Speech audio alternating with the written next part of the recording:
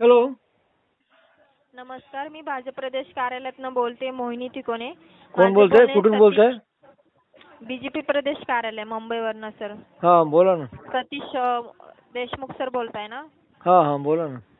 मोदी सरकार आपल्या योजनेद्वारे तुमची सेवा करू शकल्याबद्दल भाजप कृतज्ञता व्यक्त करते. पीएम किसान सन्मान निधी योजनेअंतर्गत बँकेतून 2,000 रुपये मिळतात का आपल्याला पीएम किसानचे?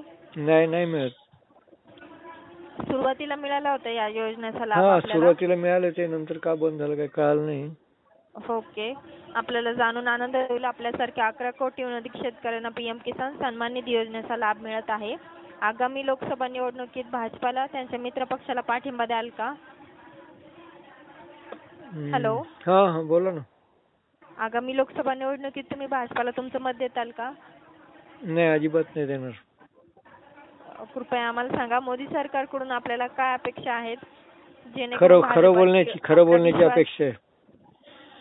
सत्यमेव जयते आपलं ब्रीदवाक्य आहे ना. हो. पण गांधीजींनी ते सत्याचंच हे केलं ना, प्रचार केला ना. मग सध्या सत्य ऱ्हासाला पोहोचलेलं आहे पूर्ण भारतामध्ये. ओके.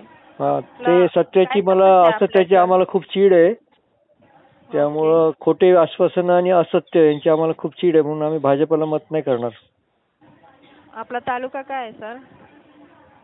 पुण्यामध्ये असतो मी.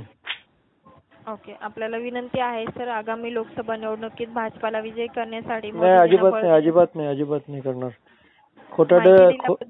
जाहिरातबाजी आणि खोटाटे सरकारचा आम्ही निषेध करतो.